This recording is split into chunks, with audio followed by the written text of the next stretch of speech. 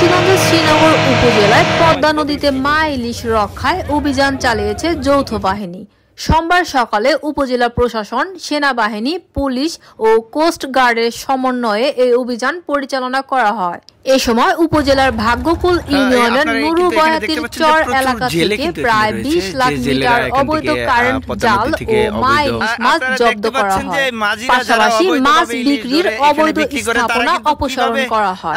পরে আটককৃত জাল আগুনে পুড়িয়ে ফেলা হয় এবং জব্দকৃত মাছ এতিমখানায় বিতরণ করা হয়।